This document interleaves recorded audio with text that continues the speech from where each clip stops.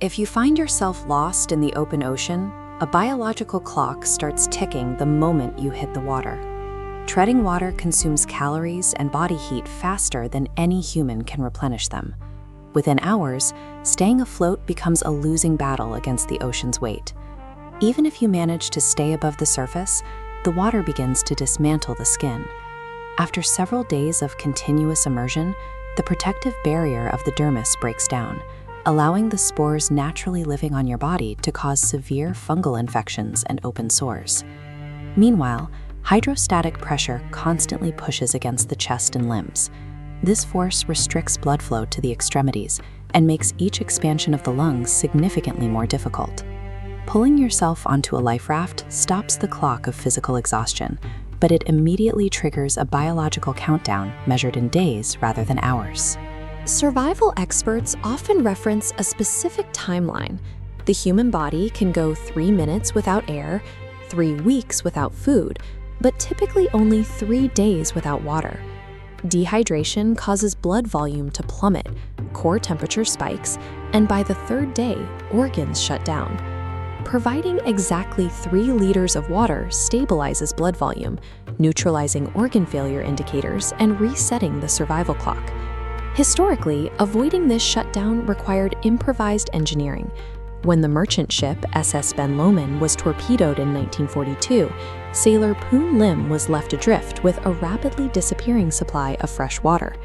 When his water ran out, Lim used a wire from a flashlight to bend a fishhook and unraveled hemp rope to create a fishing line. He rigged the canvas to catch rainwater, extending his survival well beyond the 3-day biological limit. In periods of drought, castaways like the Robertsons and Jose Salvador Alvarenga relied on sea turtles. They would slit the animal's throat and drink the raw blood as a substitute for water. By combining rainwater with turtle blood and raw fish, Alvarenga survived for 438 days, drifting 6,700 miles, a duration many initially thought was physiologically impossible.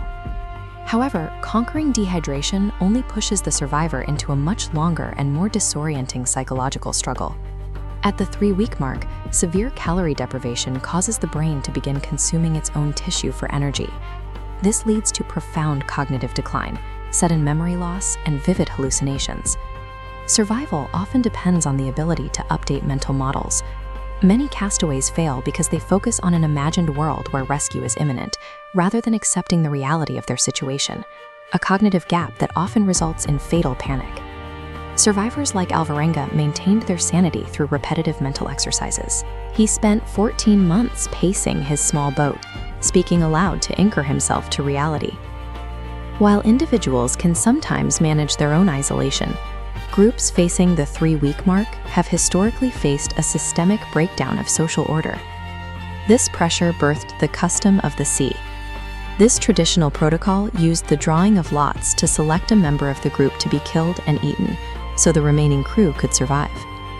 Following the sinking of the whale ship Essex in 1820, the survivors resorted to this custom. After a lottery was held, Owen Coffin lost and was shot by his shipmates to provide the group with food. These brutal maritime traditions persisted for centuries, eventually forcing a shift in how ships were legally required to protect their crews. In 1884, the English case of R.V. Dudley and Stevens ended the practice. The court ruled that killing for survival was still murder, establishing that legal necessity did not justify the custom of the sea.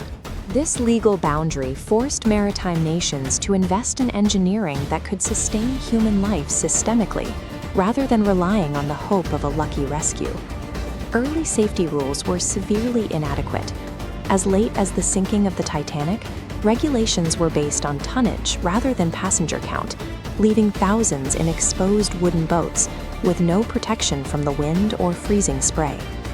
World War II drove a rapid transition towards survival. High mortality rates in the Arctic led to the deployment of unsinkable balsa rafts and the development of the first enclosed lifeboats designed to keep the environment out. Modern ships now carry TEM-6, enclosed survival crafts. These vessels are designed to shield occupants from fire and toxic gas while remaining self-righting in heavy seas. These modern craft provide thermal protection and medical supplies specifically intended to counteract the physiological breakdown of the skin and lungs during a disaster. Surviving the ocean is now a calculated contest between these mechanical systems and the predictable biological limits of the human body.